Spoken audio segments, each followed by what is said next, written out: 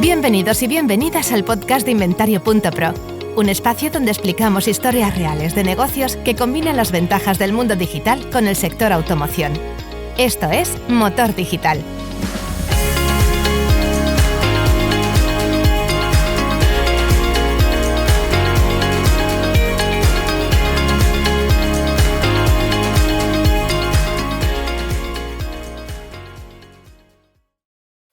Hola, ¿qué tal? Bienvenidas, bienvenidos a un episodio bastante especial, como vais a poder intuir dentro de unos momentos, del podcast de Inventario Pro.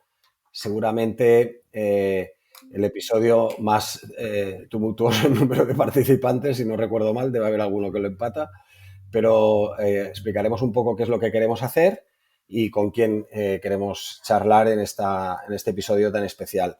Empiezo, dijésemos, por el copresentador de este episodio, que es David Pilo, de Walku. Hola, David, ¿qué tal? ¿Cómo estás? ¿Qué tal? Muchas gracias, Edu, por tenerme otra vez en el podcast. Gracias por venir. Siguiendo en el orden de las personas que tenemos aquí en pantalla, al menos en la que tengo yo ahora mismo, que estamos haciendo, Francisco García Cervi, el máximo responsable de Cresta Nevada. ¿Qué tal, Francisco? Bienvenido de nuevo.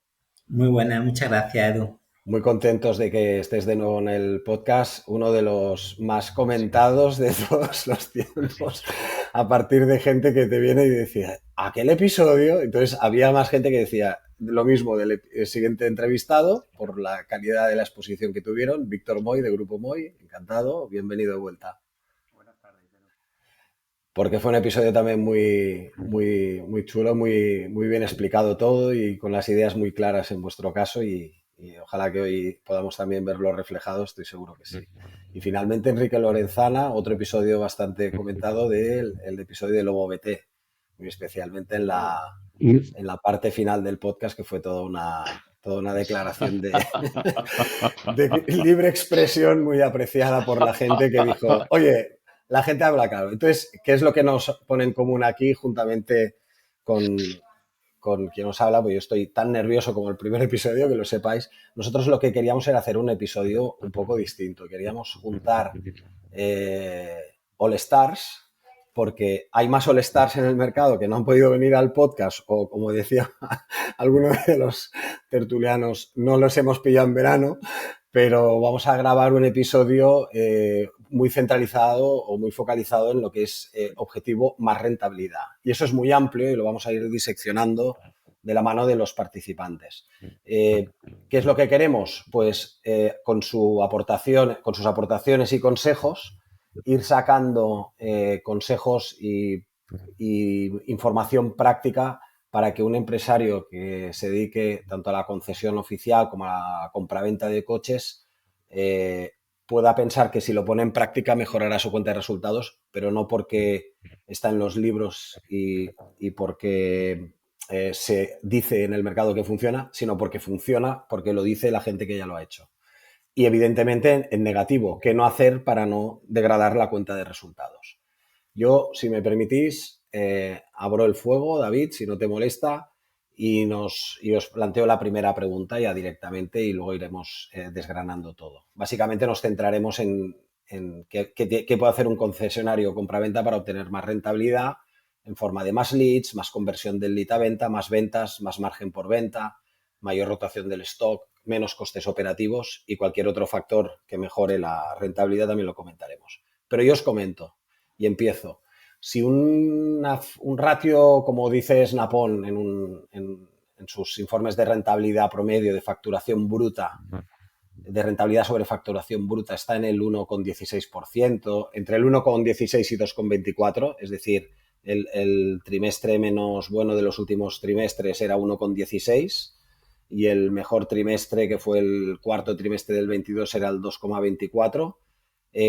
¿Cuál es el valor que para vosotros debería fijarse para decir que estás bien o estás mal? ¿Es este valor o trabajáis sobre otro ratio de rentabilidad? Luego ya entraremos en qué suma y qué resta rentabilidad. Pero estamos hablando de unas empresas que en el sector están sobre una facturación X, entre un 1 con algo y un 2 con algo de rentabilidad sobre facturación.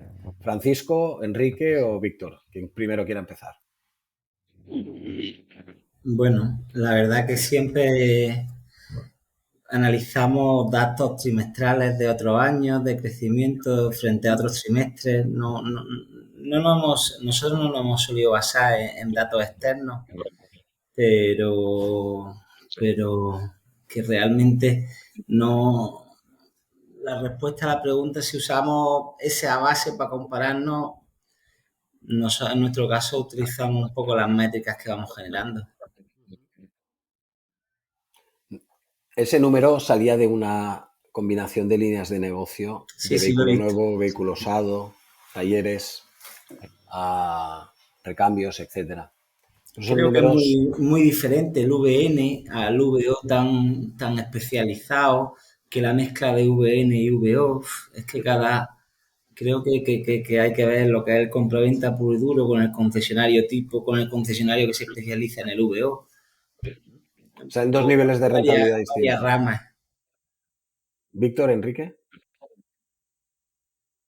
Bueno, pues en nuestro caso, para sacar el ratio, lo que hacemos es trabajamos trimestralmente y comparamos con el trimestre anterior y con el mismo trimestre, o sea, con el trimestre anterior y con el mismo trimestre del año anterior, es decir, el TAM. Vale. Vemos la evolución y vemos cómo va yendo.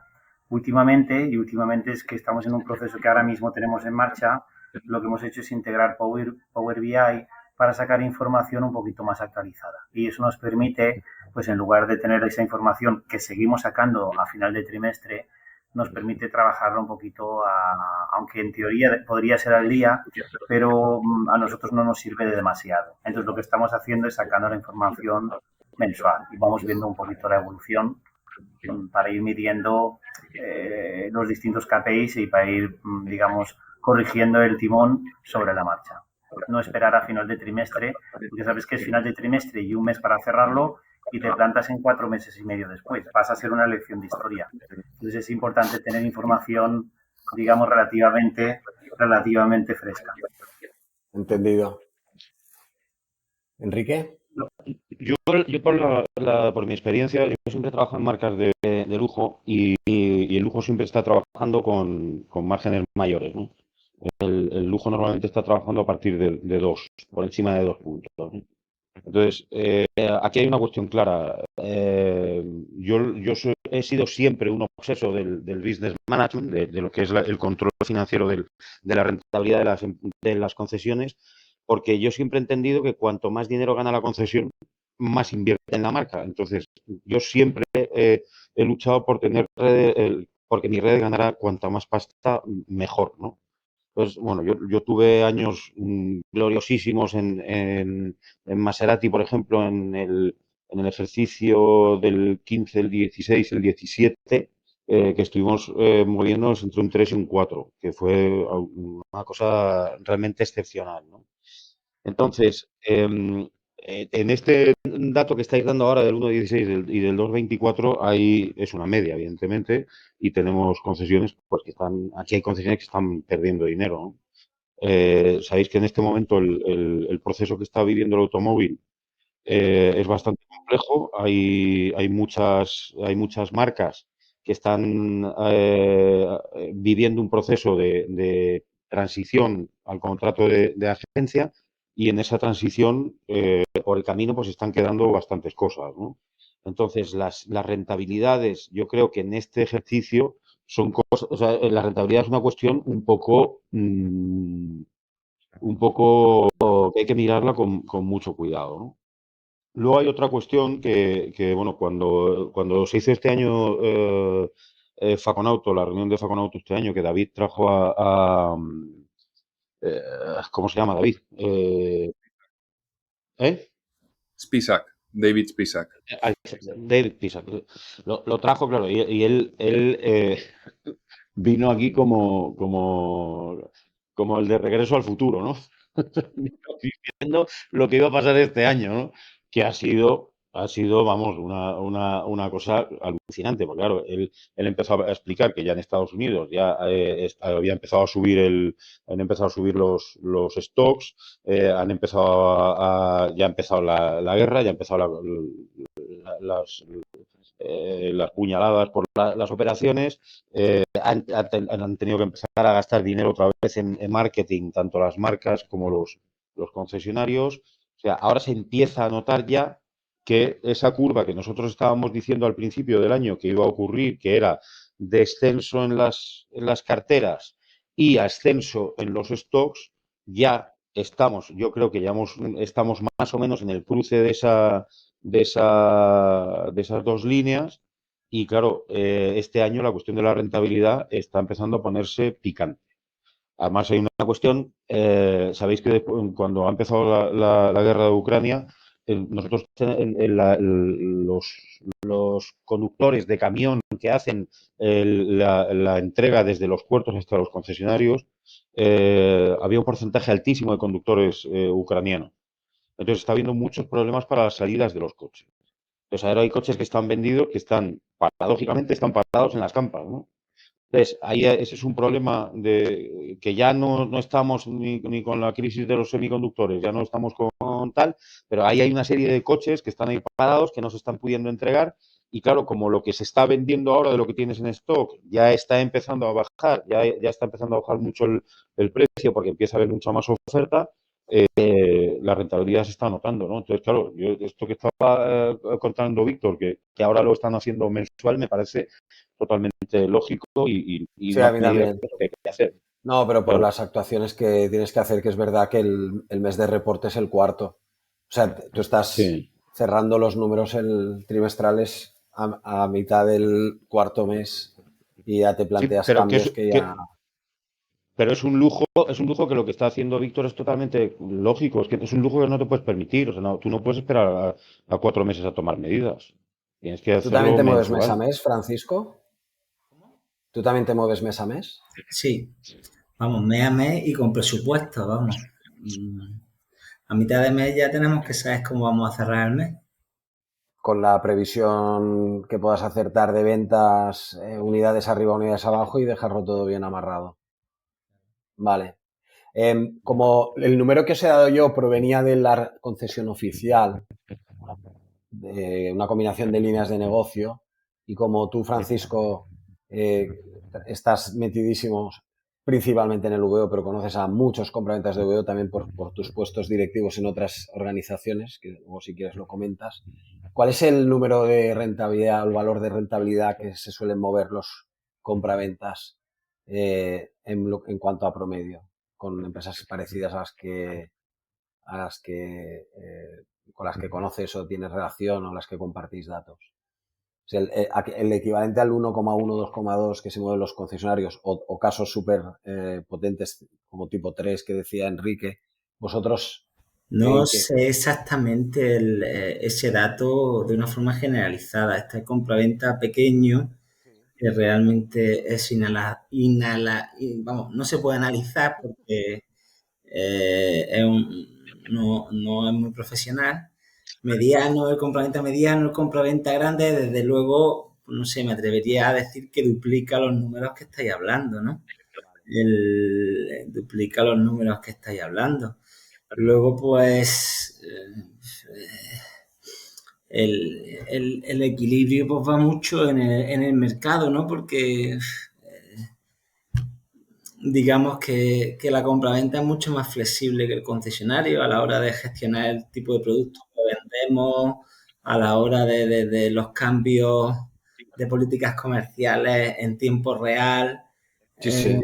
Tenemos una flexibilidad que no estamos atados a nadie, que no tiene lo que es el concesionario.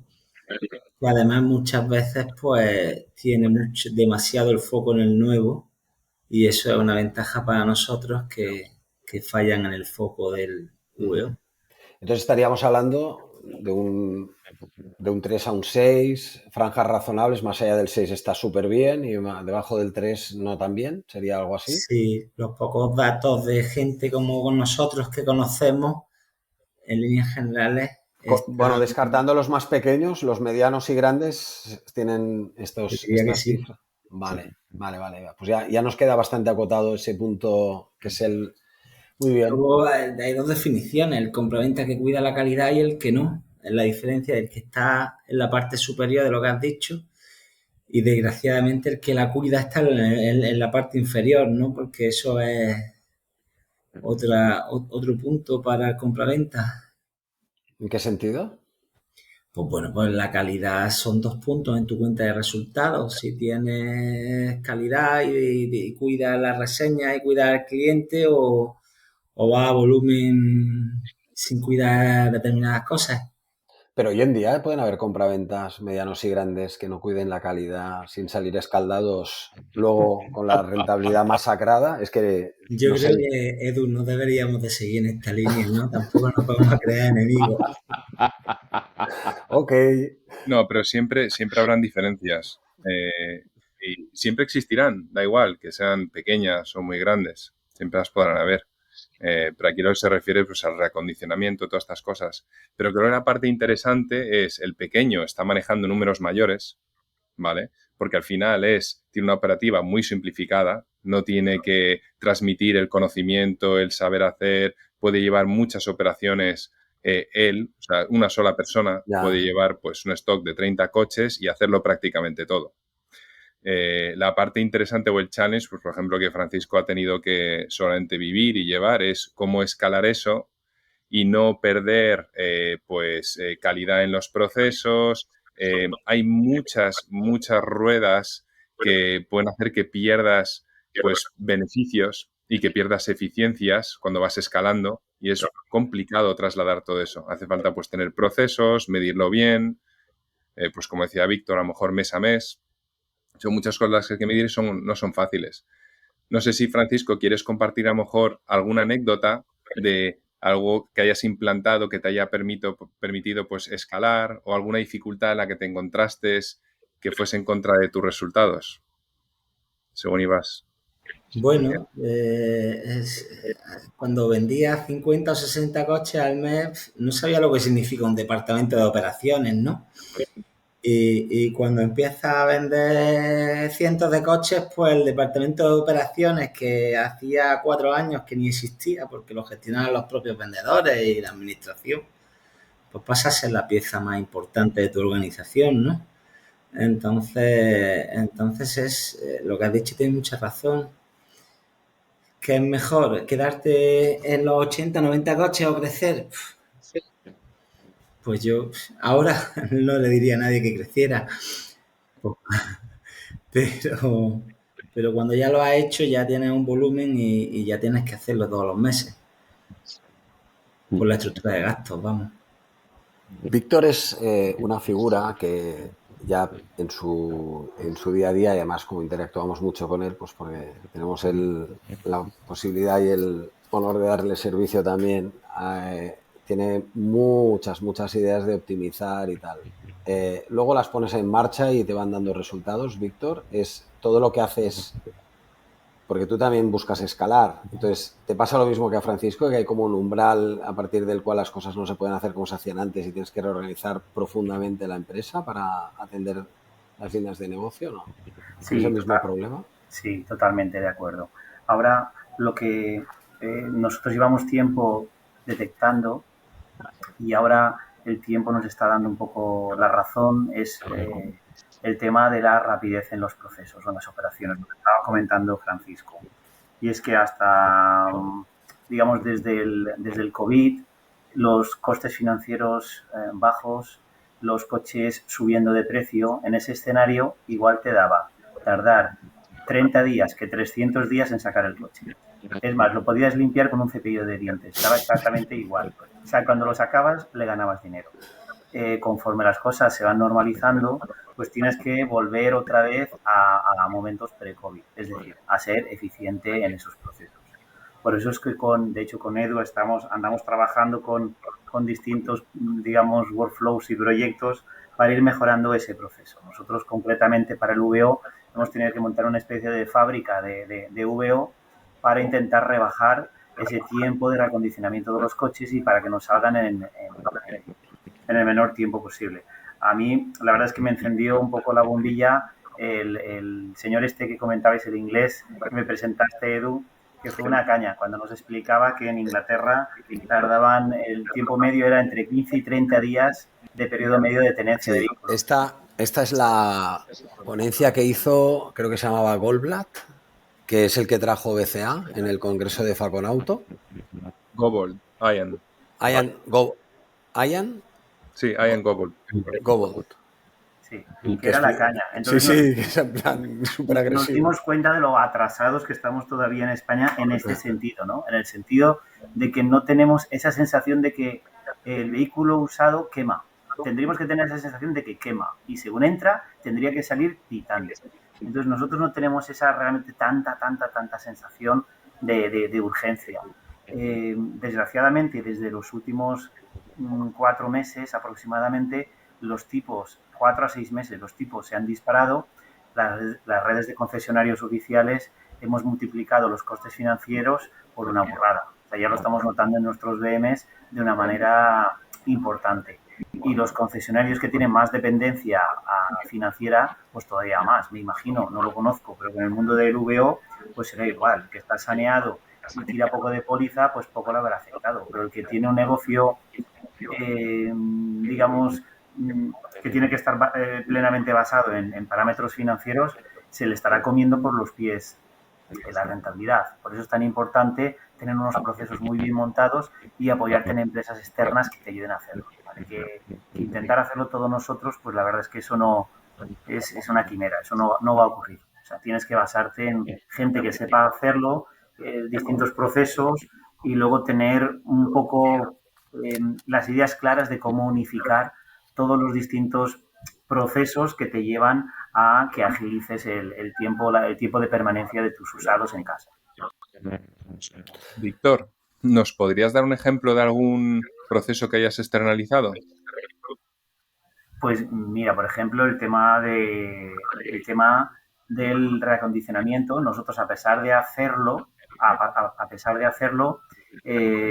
tenemos dentro de un workflow que justamente Edu nos ha ayudado a construir, tenemos la opción, cuando lo seleccionamos, seleccionar interno, es decir, que nosotros lo hacemos en casa o lo externalizamos. Pues hemos automatizado ese proceso. Cuando entra un vehículo, pasa en un proceso interno, pasa a peritaje. En esa peritación decidimos si ese coche lo pintamos o lo reparamos de mecánica o lo lavamos dentro o fuera de casa.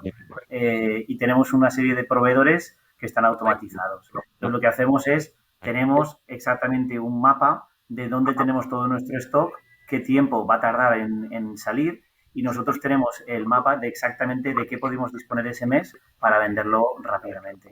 Y eso para nosotros es capital. Pues con todos esos procesos hay un montón de proveedores involucrados. O sea, tanto la parte de peritaciones como la parte de la fotografía, que aunque hacemos, pues la puedes externalizar también, como ese mismo proceso en sí de ese CRM y ese workflow para poderlo trabajar.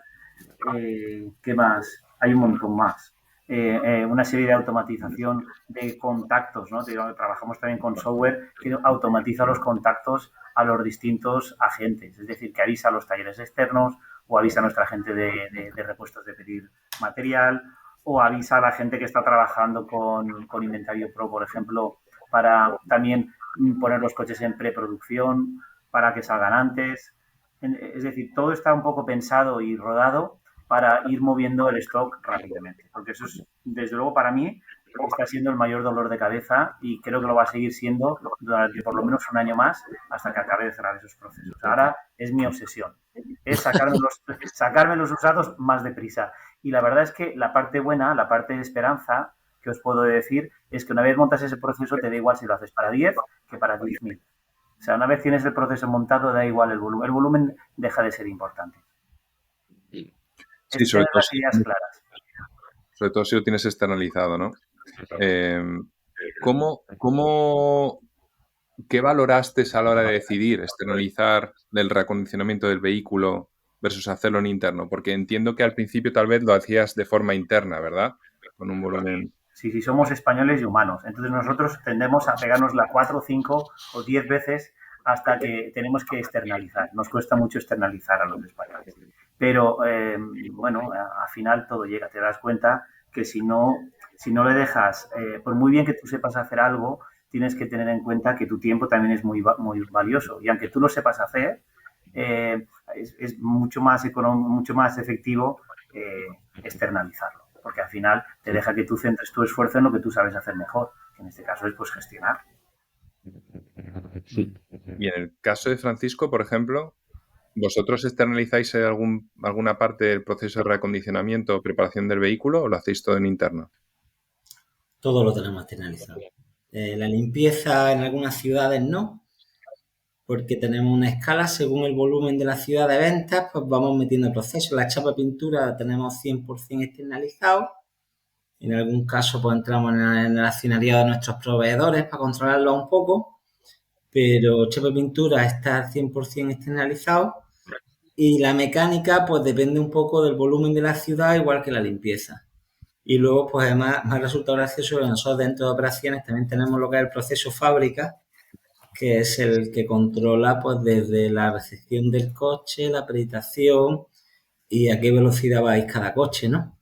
La reclamación de daños según donde se compre, pues todo está, bueno, todo intentamos que funcione así, falla continuamente, pero en vez en cuando funciona. Bueno, nos pasamos la vida resolviendo problemas, ¿no? Y una pregunta más El acerca problema de es esto. que siempre están los recursos humanos por medio y eso es un problema. Es un factor que es todo un arte controlarlo. Es un verdadero challenge, sí.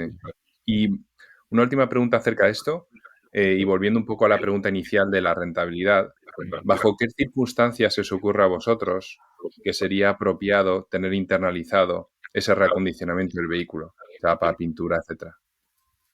¿Qué se debería de dar para que sea más rentable hacerlo en interno? Yo no lo haría nunca, ni loco. Ni aún me regalaran el taller y la chapa de la pintura, nada más que la gestión. De hecho, todos los talleres de chapa y pintura que funcionan es porque el dueño o el jefe que tienen está con el látigo funcionando y gestionando. Pero gestionar a nivel industrializado, a nivel fábrica, un taller de chapa y pintura, es de las cosas más difíciles que existen, creo. Rentabilizar un taller de chapa y pintura a los precios que nosotros conseguimos por volumen y tal, para mí es un error. Y ahí están los números de gente como Clicar o los inventos de Renault de montar fábricas de reacondicionamiento. Cuando vean los costes y el tiempo que tardan en reacondicionar, pues verán los costes financieros que tiene ese proceso. Ah, interesante. Gracias, Francisco. Bueno, A ver, bueno. David, al hilo de lo que vosotros decíais, aquí hay tres factores que son los que determinan la rentabilidad del departamento de usado, ¿no? Que ya hay que aclarar que cambia totalmente si es un concesionario oficial o si es un independiente. ¿Por qué? Porque los tres factores que determinan el margen, que ya os digo que cuando tú haces un business plan de una concesión, en función de si la marca es una marca, dependiendo si es generalista o premium, tú tienes que calcular más o menos con entre un 6 y un 8% de margen bruto en lo que es el departamento, ¿vale? Luego ya veremos eso cómo afecta al cierre final de la cuenta de explotación de la concesión. Pero tú en el bruto, tú haces el cálculo y dices, vale, voy a vender 200 coches este año, ¿vale? Yo tengo que calcular en función de la marca que sea, más o menos un 6, un 8 en el usado, ¿vale? Pero aquí ya os digo que hay tres factores que son los que determinan cómo haces la gestión, ¿no? Uno es el margen, otro es la rotación y el tercer factor es la ayuda a la venta del nuevo.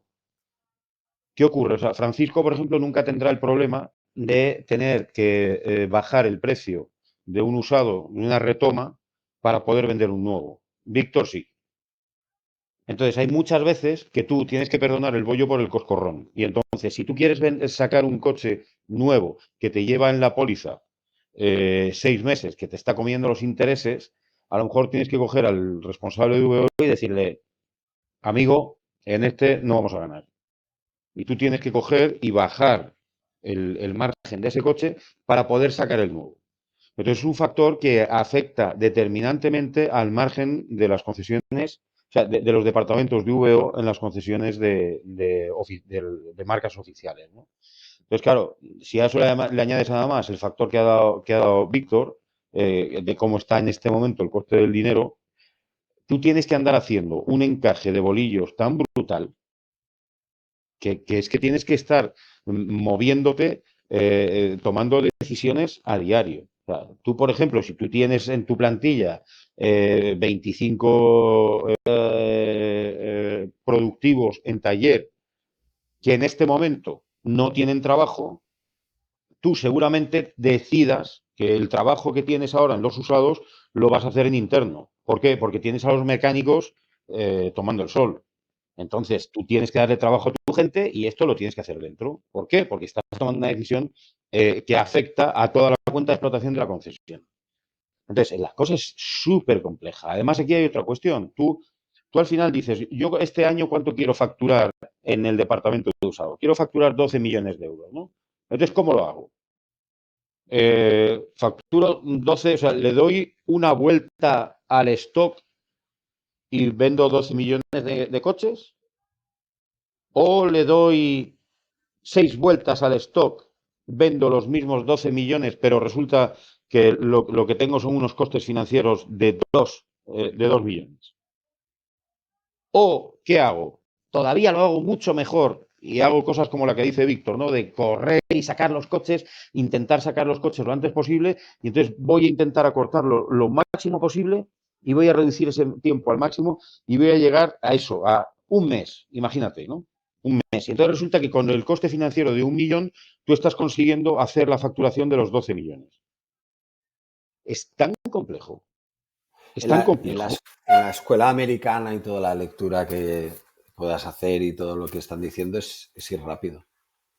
No, pero a ver, que Edu, que lo que está haciendo Víctor es a la lo que máxima hay que velocidad hacer, posible, o sea, haciendo el máximo de transacciones posibles con el margen total, que puedas conseguir. Pero es que Víctor ha puesto un dedo en una llaga brutal, porque lo que hemos estado viviendo de coches carísimos, una demanda brutal, los clientes comprando coches de más de 15 años. O sea, eso hemos vivido unos meses de vino y rosas que, señores, que se han acabado. Se han acabado. Entonces, tú incluso haciendo las cosas mal, le ganabas pasta a los coches. Que aquí tienes que afinar un montón. Y yo creo que lo que es la mera gestión del usado, y esto, Francisco, no me malinterpretes, pero yo creo que lo tenéis más fácil los que os dedicáis solo al usado que la gente que tiene que gestionar un concesionario de vehículo nuevo, en el que el departamento de usado es una parte más del engranaje, ¿no? Entonces, ahí, no sé, yo lo veo súper complicado, y las concesiones de marca oficial que lo hacen bien en usado, joder, son muy buenas. No me molesta, Enrique, de hecho tienes razón. Lo primero que he dicho al principio es que el problema que tiene el concesionario es los focos. Entonces, a mí me está dejando muy, muy admirado Víctor con los focos que tiene, que tenga tan claro el tema del VO. Y la gente que tiene VN y taller, pues tiene un problema de focos enorme. Entonces, centrarse en el VO, pues hace que, bajo mi punto de vista, pues se hagan cosas como las que acabas de decir, ¿no? Que sacrifiquen márgenes por rotación o por ventas de coches nuevos, por automatriculaciones, y entonces pues te carga el departamento de VO. Yo sí, a mí me han ofrecido marcas y gratis y no he querido cogerlas. Yo creo que cada uno tiene lo que quiere también, ¿eh? Y no lo coges. Es una cuestión de, y no lo coges cuestión de elección. Perdón. Claro, está muy cuando chulo. no lo coges, cuando no lo coges, ¿por qué no lo coges? Porque no es el negocio, no es un negocio que te... Básicamente sabes que nosotros somos felicidad de serie, ¿no? Y tener a alguien que te dice lo que tienes que hacer con tu dinero no es una cosa graciosa. Si a mí me gusta con mi dinero hacer lo que yo quiero hacer, no lo que me digan que tengo que hacer. Vale, entendido. Muy bien. Esa es una de las grandes preguntas, Edu. Esa es una de las grandes preguntas que siempre nos hacemos, ¿no? ¿Sigues? ¿Lo dejas? Pero yo os digo, ahora es un momento en que la gente tiene que pensárselo mucho. Y es evidente que las concesiones tienen que ir a crecer en el usado, porque el contrato de agencia hacia lo que va a ir es a que al final tú lo que tu negocio, tu parte más fuerte va a ser la parte del usado. Y señores, no nos engañemos, las marcas van a seguir generando coches de kilómetro cero, van a seguir generando automatriculados, van a seguir generando coches de dirección, van a seguir generando coches de buyback. Esos coches los va a tener que vender alguien y van a ser los concesionarios. Los concesionarios que estén bien preparados, que sepan cómo gestionar, que estén bien digitalizados. O sea, esa gente va a ser la que va a sobrevivir. Entonces, el que no tenga puesto el foco en el usado, siendo un concesionario de marca oficial, yo creo que lo tiene bastante mal. Mes a mes, ¿cuáles son las, vamos a decir, para intentar a ver si hay un cierto consenso, cuáles son las 3 partidas que cogéis de la cuenta de resultados sobre las que tenéis más capacidad de navegar? Es decir, salen los números o sale lo que decía Francisco, no sale el precierre del mes y ya tienes que tomar decisiones. Francisco, Víctor, tenéis que tomar decisiones. ¿Cuáles son las 3 partidas que soléis fijaros más para actuar a corto, luego a medio? Porque hay cosas que no se pueden modificar de un mes para el siguiente. ¿Qué es lo que soléis hacer? En mi caso, inventarios, gastos generales y ventas. Uh-huh. O sea, por ejemplo, si vas a vender con más o menos descuentos, es una arma inmediata, de efecto inmediato. Volumen de compras que hagas, ¿no? Supongo. Sería el otro, que es el que te compromete al inventario. ¿Y gastos generales en qué sentido? Porque tampoco hay tanto margen de actuación ahí, ¿no? ¿O sí? Sí, porque tienes que ir variando un poquito, depende de temporadas, ¿no? Pero en estos momentos tan convulsos la cosa cambia. Tenemos que, yo en mi opinión, soy los que pienso que debemos aprender lo que hacen otros sectores mejor que nosotros. Por ejemplo, en el sector del retail hay grupos como Inditex que tienen un stop loss por tienda. Entonces ellos saben perfectamente cuál es la facturación de esa tienda y saben que esa tienda se puede permitir tener X gastos de lo que sea. Y no estamos hablando solo de personal, que también, pero no solo esto, ¿no? Puedes decir, pues en esa tienda puedo tener con X ventas 3 personas, puedo tener X ordenadores, me puedo permitir tener tanto stock y esa información se tiene muy a tiempo real. Y la automoción y el tiempo real parece que están peleados. Entonces no es tan difícil saber si tengo 7 tiendas, 8 tiendas o 25 tiendas, saber cuánto inventario tengo en esas tiendas. Y que no sea algo que fluctúe, sino que sea algo fijo. Es decir, yo si tengo, me lo invento. Si tengo mínimo 40 ventas por tienda, me puedo permitir X coches, el que sea, ¿no? 50, 55, 60. Si bajo, debo bajar 5 unidades, 7 unidades. Eso parece una tontería, pero esas unidades, por el número de tiendas que tienen, esos movimientos en corto, te hacen ahorrar un montón en coste de inventario. Lo mismo pasa con el personal. Y con el personal no me entendáis mal, no estoy pensando en despedir gente. Normalmente el problema que tenemos es el contrario. Se nos da el caso que de repente tal tienda va de cine. Vale, y nos hemos dado cuenta que va de cine 3 meses después, cuando hay 3 vendedores que uno ha cogido la baja por ansiedad, el otro no da más, y entonces tú te das cuenta que deberías haber puesto no un cuarto vendedor, sino un quinto hace 1 mes y medio o 2. Ya has perdido tropocientas ventas. Y resulta que en otro sitio en donde realmente están barriendo, o sea, en resumen, que somos lentos con la información. Es decir, esa agilidad en mover recursos es la que nos hace, digamos, a final de año, que la línea de abajo del todo, que es la que todos vemos, la que nos interesa, pues no cambia por arte de vivir loque, sino cambia porque estamos ágiles. Si es un negocio pequeñito, como decía Francisco o David, creo que lo comentaba, si es un negocio muy pequeñito donde está el dueño manejando el negocio como un futbolín, pues ese Power BI lo tiene en la cabeza. Entonces dice, no, mueve esta chiquita, mueve este chiquito, mueve este stock. Pero si somos con más tiendas, más volúmenes y más grandes, pues necesitamos mucha información y necesitamos invertir dinero en generar esa información y en utilizarla. Porque parece que todo el mundo habla del dato, pero luego no queremos invertir en gestionar ese dato. O sea, también no solo hay que conseguirlo, sino hay que gestionarlo y ser ágiles haciéndolo, ¿no? Y mantener reuniones periódicas para mantener esos datos vivos, en mi opinión. No, muy interesante. Muy bien. Muy bien, muy bien. Francisco, lo que ha comentado Víctor, ¿vosotros también lo hacéis igual? ¿Tocáis las mismas partidas de la PL? Bueno, nosotros estamos completamente obsesionados por la facturación y el control presupuestario. y eso es lo que nos hace, bueno, facturación, control presupuestario, rotación. Esos dos datos me lo pasan a diario, vamos, lo tengo accesible en todo momento. Y luego, pues bueno, pues hay muchos KPIs, ¿no? Que continuamente tienes que estar mirando desde el tiempo que compras hasta que te llega el coche de logística. El capital financiado frente al capital en fondos propios, todo eso con algoritmos y con estadísticas, los gastos financieros frente a los gastos de la rotación según rotación. Pues no sea una pasada. Nosotros tenemos un cuadro de mando y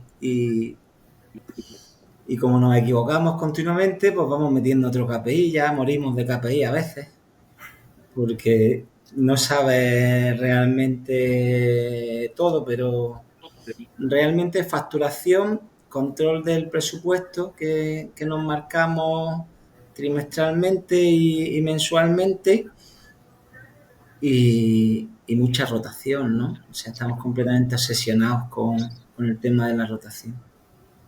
Y los tiempos, desde que compro hasta que el coche te llega a la tienda. Luego, claro que hay roturas de stock, a mí me encantan, porque las roturas de stock es porque algo ha salido mejor de lo que te esperabas. Entonces, pues bueno, nosotros somos grandes, pero todavía arreglamos rápido las roturas de stock, ¿no? Entonces, y lo de los recursos humanos que comentaba Víctor es que es la leche, eso es el pilar. Nosotros estamos pagando más que nunca a los equipos, más comisiones, mejor para quitarte la rotación de encima y las bajas y tal, porque es que no hay muchas mejores fórmulas de mantener a la gente buena. Uh-huh. O sea, la gestión de recursos humanos hecha como... Es la hostia. Como se supone que se tiene que hacer. Vamos a pasar a la segunda etapa de este podcast con preguntas adicionales. Perdona, dime. Perdona una cosa, yo solo por añadir una cuestión a lo que han dicho Francisco y Víctor, hay dos cosas. O sea, ahora en este año hay dos factores que para mí son fundamentales, que uno es el de las compras y otro es el control del coste financiero. O sea, esto es una cosa que este año hay que estar súper pendiente de esto, porque sabéis que la cuestión de la rotación que estaban comentando los dos, al final es una cuestión de tú tienes que decidir cuándo matar un coche. O sea, hay veces que sabéis perfectamente que el coche se te engancha y tú tienes que llegar a un momento en el que dices, vale, estoy en la línea de cruce, aquí ya lo tengo que matar, aunque pierda, este coche lo tengo que sacar, ¿no? Entonces, este año es súper importante tener esta cuestión controlada porque el coste financiero se ha disparado, ¿no? Entonces, también si tú eso lo unes a cuándo estás comprando los coches y cómo estás comprando los coches, para mí eso va a ser uno de los datos del año. Entendido. Bueno, pues esto es la primera parte de un episodio doble. Este episodio dedicado a objetivo sacar más rentabilidad, en la que los invitados han estado participando, pero el episodio continuará en el próximo capítulo, justo correlativo a este que estáis viendo o escuchando, de tal manera que todavía hay muchas más cosas interesantes que nos van a explicar todos los invitados que habéis estado escuchando. Inventario.pro es una plataforma de servicios digitales específicos para profesionales de la automoción. Te ofrecemos el mejor hub de anuncios para la multipublicación de tu stock, nuestros bots para que ahorres tiempo o generes más negocio usando automatizaciones. Además, somos especialistas en crear webs de motor muy fiables y de primera calidad. Si eres un profesional de la automoción, te esperamos. Visita Inventario.pro para más información.